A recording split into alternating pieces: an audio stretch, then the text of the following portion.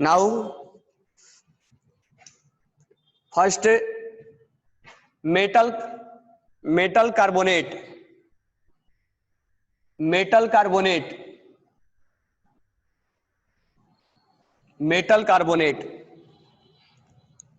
ठीक है। Metal carbonate में स्टेबिलिटी किसका बढ़ेगा,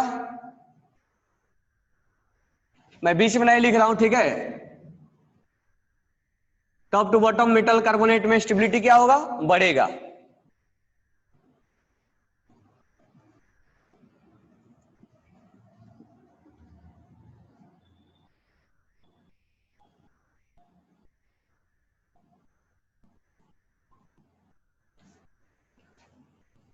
सीजियम कार्बोनेट और ये मेटल लिथियम कार्बोनेट, ठीक है। अगर हम लिथियम कार्बोनेट को हीट कर दें, Li2O लिथियम ऑक्साइड और CO2 गैस इवॉल्व हो जाएंगे। और ये बाकी जो है वो नॉट इजिली डिकम्पोज हो तो जाएंगे, बट नॉट इजिली डिकम्पोज। ये वाले, यहां वाले भी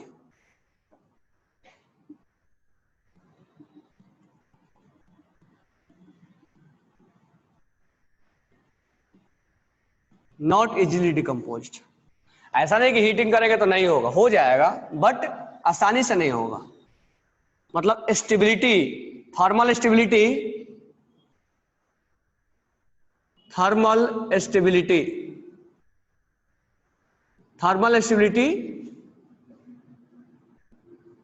टॉप टू बॉटम बढ़ेगा।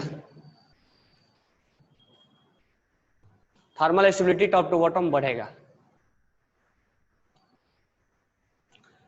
और ये भी ऐसा ही होगा, BeCO3 BeO प्लस CO2, यानी बेरिलियम कार्बोनेट और lithium carbonate both are easily decompose on heating. This one is symbol of heating and it becomes its oxide, metal oxide, and carbon dioxide gas will evolve, release. So in metal carbonate thermal stability will increase from top to bottom, and lithium carbonate and beryllium carbonate will easily decompose and form their respective oxide, and CO2 gas will be evolve. Okay now, and this one is not easily decomposed. और ये हम check कैसे कर रहे हैं, आयनिक strength पे, किसका आयनिक strength ज्यादा है, तो जिसमें आयनिक स्ट्रेंथ ज्यादा होगा उसमें उस पे हम चेक कर रहे हैं, ठीक है। कोई इसमें डाउट नहीं होगा।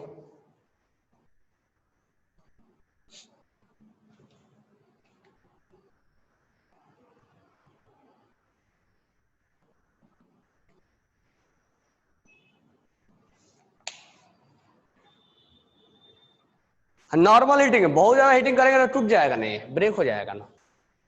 अब कोई भी चीज को बहुत ज्यादा हीटिंग करोगे तो आयरन में मेल्ट हो जाता है। एक नॉर्मल हीटिंग, वो क्वेश्चंस पढ़ के समझ में आ जाएगा कि हमें क्या वो बोल रहा है, ठीक है। तो वो ऐसे बोलेगा कि lithium and beryllium carbonate are less thermal stability and easily decompose या डिकम्पोज एट लो टेम्परेचर। मतलब ये आसानी से लो टेम्परेचर पे डिकम्पोज हो जाता है। लो टेम्परेचर मतलब थोड़ा सा रूम टेम्परेचर से थोड़ा सा ज्यादा, थोड़ा सा वो अपने आप टूट जाते हैं। तो उनमें स्टेबिलिटी कम होता है। स्टेबिलिटी कम होने का मतलब वो जल्दी से अपने आप ब्रेक हो जाते हैं। ये कार्बोनेट का था। अब स्टेबिलिटी ब्रेक होके क्या बनते हैं वो भी ध्यान में रखना है। नेक्स्ट है सल्फेट का, तो राइट डाउन करना, सल्फेट, मेटल सल्फेट,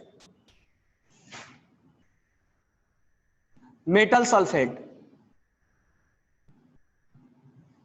वही है फिर से, lithium sulphate top to bottom caesium sulphate,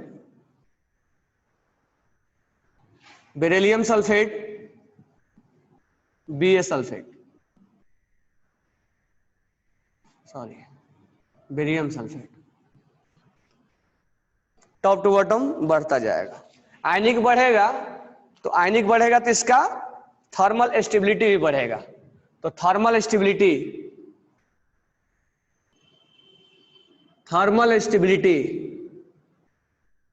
will also increase.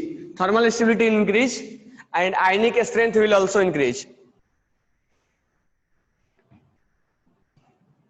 अब यहां बात रहा Li2SO4 को डिकम्पोज करने के बाद, ब्रेक करने के बाद क्या बनता है। ठीक है, तो यहां बनता Li2O plus what SO3, Li2O plus SO3।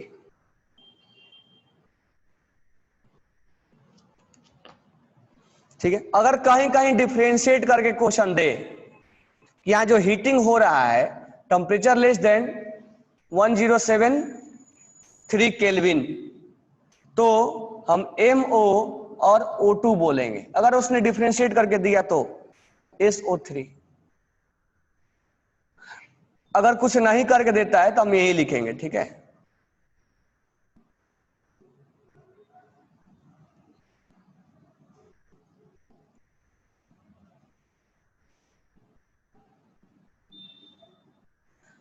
अगर कहीं लिख के देता है तो हम ये आंसर करेंगे। अगर कुछ लिख के नहीं दिया तो हमारा आंसर SO3 ही होगा। लेकिन अगर लिख के देता है कि temperature is greater than 7013 kelvin, 1073 kelvin, तो ये SO2 गैस निकलेगा यहां से। लिख के देता है तब, नहीं लिख के देता है, केवल हीटिंग करके दिया है तो हम SO3 गैस नॉर्मली बोलेंगे। तो सल्फेट के लिए टॉप टू बॉटम स्टेबिलिटी क्या हो रहा है, इंक्रीज हो रहा है। ठीक है, और ये दोनों क्या हो जाएंगे, इजिली डिकम्पोज हो जाएंगे। ये दोनों डिकम्पोज होकर यही बनेंगे, तो ये इजिली आसानी से डिकम्पोज हो जाएंगे। That means lithium sulphate and beryllium sulphate both are less thermal stable, बहुत कम थर्मल स्टेबल है।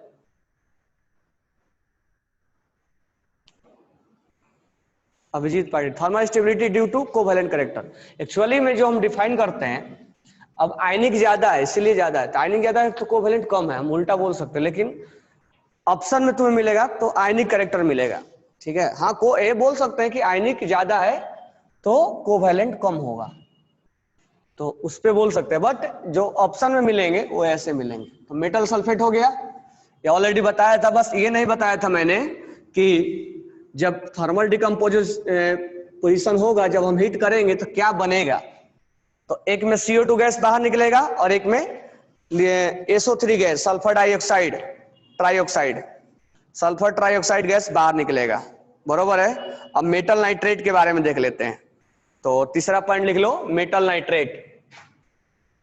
मेटल नाइट्रेट, तो थर्मल स्टेबिलिटी क्या होगा, मेटल नाइट्रेट का बढ़ेगा, बढ़ेगा ना। तो यहां पर ये हो जाएगा मेटल नाइट्रेट में सीजियम नाइट्रेट, और यहां अगर बेरियम नाइट्रेट, बेरिलियम नाइट्रेट लिखे तो यहां NO3 होल ट्वाइस लिखना पड़ेगा, क्योंकि इस नाइट्रेट पे चार्ज क्या होता है -1, इस पे चार्ज हो जाएगा +2 होता है। बराबर ना। तो लिथियम से सीजियम से लिथियम तक। ठीक है,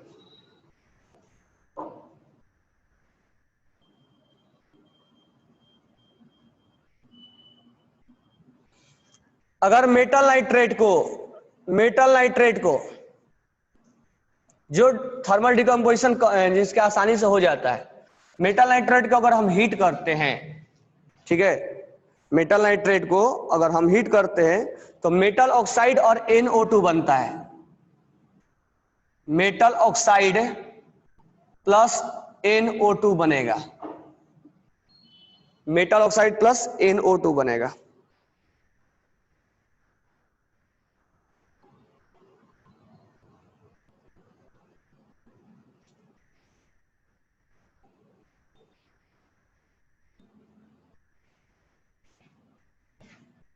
इससे लिथियम नाइट्रेट बेरिलियम नाइट्रेट,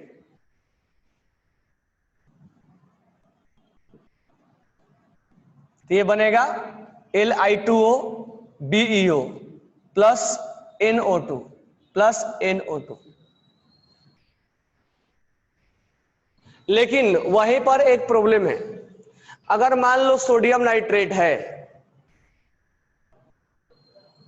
या पोटेशियम नाइट्रेट है या इनके, अगर मैं इनको हीटिंग करूं, जैसे सोडियम के, पोटेशियम के, रिबिडियम के, सीजियम के नाइट्रेट,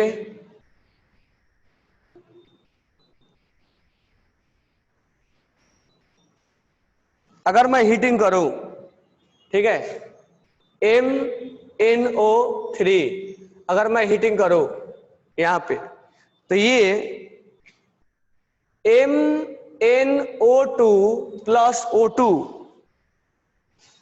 O2 इसमें कन्वर्ट होता है और then further it decompose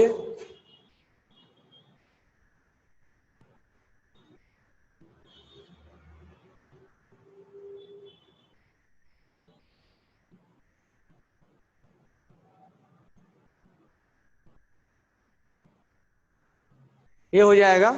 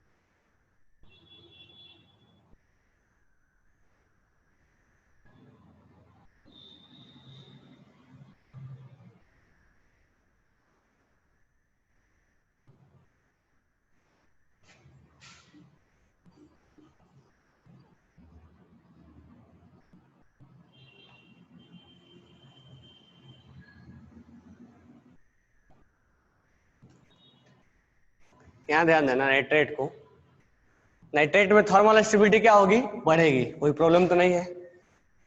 metal nitrate को नॉर्मली हीटिंग करेंगे तो मेटल ऑक्साइड में और NO2 में कन्वर्ट होगा, कोई प्रॉब्लम नहीं है।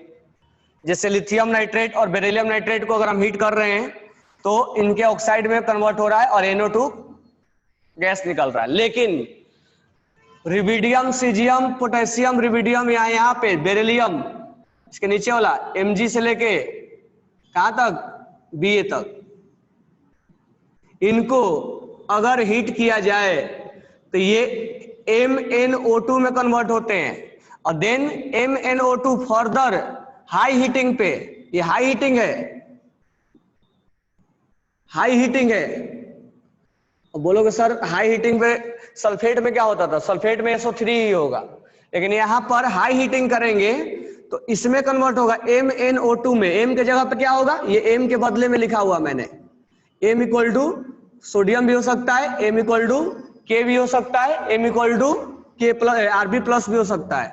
अब ये MnO2 ये हाई हीटिंग पे ये M2O यानी उसका ऑक्साइड, M के बदले ये लिखना है, और ये N2 और O2 गैस में कन्वर्ट होता है। तो कभी कभी आपसे क्वेश्चन में पूछ लेता है कि सोडियम, पोटेशियम, रिबिडियम हाई हीटिंग पे क्या होगा, तो हाई हीटिंग पे कौन कौन से गैस निकलेगा, तो आप जब आंसर करोगे हाई हीटिंग पे NO2 गैस निकलेगा, ये आपका आंसर गलत हो जाएगा। हाई हीटिंग पे हम बोलेंगे N2 और O2 निकलेगा इनके लिए। इसको कितना भी हाई हीटिंग कर दो ये NO2 ही रिलीज करेगा। तो इसीलिए थोड़ा सा इसमें क्वेश्चन में सोचना, मतलब कोई इसका लॉजिक तो नहीं है, बट ये हम बोल सकते हैं कि इनके हाई हीटिंग पे N2 गैस निकलेगा और इनके हाई हीटिंग पे NO2 गैस निकलेगा, इतना ध्यान रखना है। हाँ, एक चीज और है, सिल्वर, मर्क्यूरी, प्लेटिनम, गोल्ड, इन सब का जो ऑक्साइड होता है ये थर्मल अनस्टेबल होता है। इनका oxide of silver, mercury, platinum, gold ये थर्मली अनस्टेबल होता है, लिखा हुआ है थर्मली अनस्टेबल। जैसे सिल्वर ऑक्साइड को हीटिंग करते हैं तो सिल्वर में और ऑक्सीजन गैस में कन्वर्ट हो जाता है।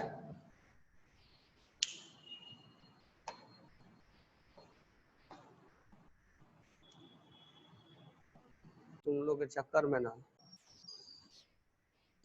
तो यहां पर हमने कार्बोनेट, बाइकार्बोनेट, सल्फेट, बाइसल्फेट का हमने थर्मल स्टेबिलिटी देखा। तो top to bottom alkali metal का हो या अल्कलाइन अर्थ मेटल का हो, top to bottom thermal stability सबका बढ़ता है, जो हमने बोला। किसका किसका? सल्फेट का, बाइकार्बोनेट का, नाइट्रेट का, सल्फेट का, सल्फेट हो गया, बाइकार्बोनेट, नाइट्रेट, ठीक है। इन सब का क्या होगा? Thermal stability top to bottom बढ़ेगा due to ionic character, polarising power, polarisation. अब बात रहा हीटिंग का, तो अगर कार्बोनेट को हीटिंग करेंगे तो CO2 मिलेगा, ठीक है। बाइकार्बोनेट को हीटिंग करेंगे तो 2 स्टेप में जाएगा।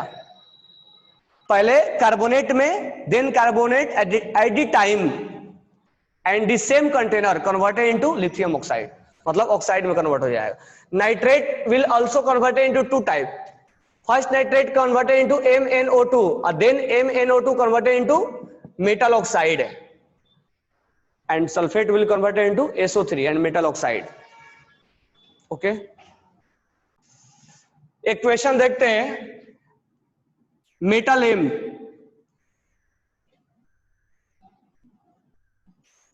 M है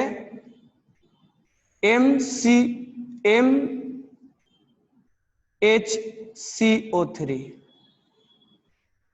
ठीक है। Now if he heating, find X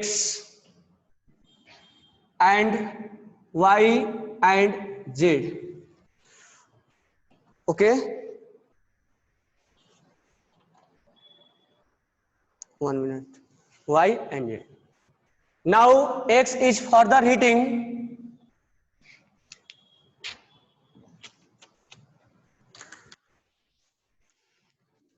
Now X is further heating from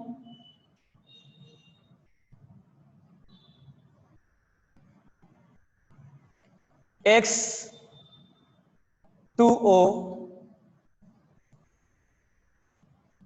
A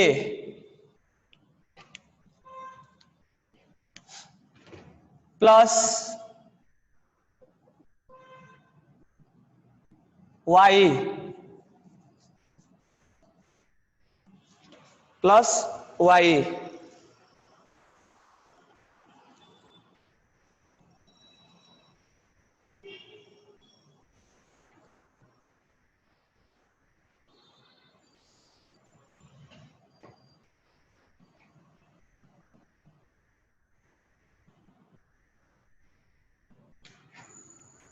M is alkali metal,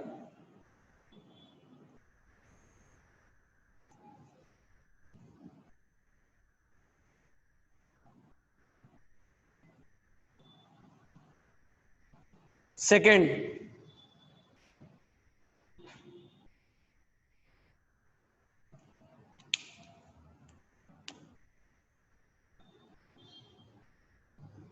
यहां लिखा रहेगा Y is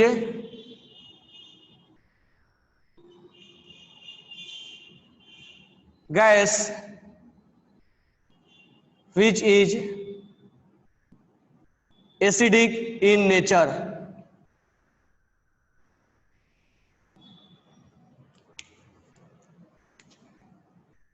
Z is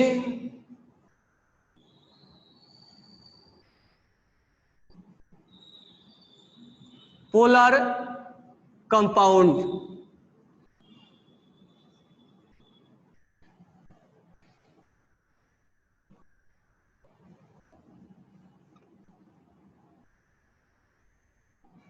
It is basic in nature और Y सेम है। अब क्वेश्चन का स्टार्टिंग यहां से होगा। M is alkali metal, M क्या है? अल्कली मेटल है। ठीक है, तो मुझे बताओ कि यहां पर अल्कली मेटल में हम क्या पुट करेंगे, अल्कली मेटल में क्या पुट करेंगे। अब देखो, अगर मैं यहां सोडियम पुट करूं NaHCO3 और अगर मैं हीट कर दूं तो ये बनता है Na2CO3 plus H2O plus H2O बनेगा ना, plus CO2 plus CO2 plus CO2। ठीक है, तो पहले CO2 को लिख देते हैं, प्लस CO2 प्लस वाटर।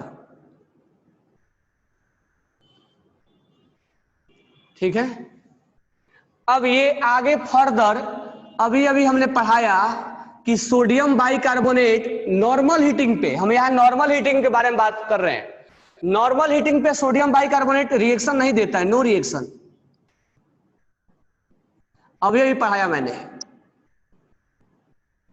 इसका मतलब ये हुआ कि इस मेटल के जगह पे सोडियम, पोटेशियम और इरिडियम कभी हो ही नहीं सकते। तो हमारा आंसर क्या हो जाएगा? ए जाएगा, लिथियम। अब second question, x will B, तो मैं इतना ही क्वेश्चन दे के आगे पूछ लेगा, एक्स विल बी, एक्स क्या होगा। तो चलो अब यहां से हमने मेटल को मान लिया, लिथियम हमने मान लिया, लिथियम बाइकार्बोनेट माना नहीं, होगा ही। अब यहां पर क्या बनेगा? अब यहां इंडिकेट किया है, एक्स के बारे में कुछ इंडिकेट नहीं किया, वाई के बारे में किया है कि Y is a gas which is acidic in nature. इसको यहां पर बनेगा CO2 और यहां पर कुछ और भी इंफॉर्मेशन दे देगा, हम वो इंफॉर्मेशन दिए जो आप जानते हो, जिससे वाटर पोलर होता है। अब यहां पर क्या बनेगा? यहां पर वाई को, एक्स को इंफॉर्मेशन देना पड़ेगा, Li2CO3, यहां पर उसको लिखना पड़ेगा, कार्बोनेट बनेगा, यहां उसको लिखना पड़ेगा carbonate. This one is X और दिस वन इज वाई और दिस वन इज जेड। तो अगर एक्स वाई जेड को पहचानना है, X will be, X Y और जेड क्या है? एक्स क्या है? X is lithium carbonate, Y क्या है? CO2 और जेड क्या है? H2O। थोड़ा थोड़ा इंफॉर्मेशन दिया रहेगा कौन क्या बन रहा है। अब यहां पर इसको हीटिंग करेंगे, लिथियम कार्बोनेट को, तो ए बन रहा है। अब क्वेश्चन में पूछेगा ए क्या है, ए क्या है? तो यहां पर एक चीज इंडिकेट किया हुआ, बेसिक इन नेचर है। तो लिथियम कार्बोनेट हम जानते हैं इजिली डिकम्पोज होता है, लिथियम ऑक्साइड बनता है। ए क्या है? Lithium oxide which is basic in nature, वो लिथियम ऑक्साइड। और वाई क्या है? वाई एक गैस है, फिर से वाई पूछा है, यानी लिथियम ऑक्साइड और यहां CO2 बनेगा, तो यहां वाई फिर से बन जाएगा हमारा CO2। तो आपसे ऐसे क्वेश्चन पूछेगा तब समझ में आ जाएगा कि फर्दर डिकम्पोजिशन करना है कि नहीं करना है। अच्छा, अगर यहां पर सोडियम कार्बोनेट रहेगा Na2CO3, तो उसका फर्दर डिकम्पोजिशन नहीं होता है, क्योंकि ये आसानी से, और यहां जब हीटिंग करने की बात करता है तो इजिली हीटिंग होगा, मतलब आसानी से हीटिंग वाला बात करेगा वो। तो ये आगे रिएक्शन फर्दर नहीं देता, इसलिए यहां सोडियम हो नहीं सकता है, क्योंकि सोडियम कार्बोनेट आसानी से डिकम्पोज होता नहीं है। तो क्वेश्चन देख के समझ में आ जाता है कि आगे का फर्दर डिकम्पोजिशन बोल रहा है कि नहीं बोल रहा है। इसीलिए दो स्टेप में जानना आपको जरूरी है कि पहला स्टेप में क्या बनता है और दूसरा स्टेप में क्या बनता है। हाँ, कभी ऐसा क्वेश्चन आ गया कि स्टेप्स के बारे में समझ में नहीं आ रहा है, तो आप लास्ट स्टेप का आंसर करो, ये वाला आंसर करो। समझ में आया क्या? ये आपके अभी आगे आने वाला वॉल्यूम में क्वेश्चन होगा, अभी नहीं मिलेगा ये, या आपको VK जायसवाल वगैरह मिलेगा।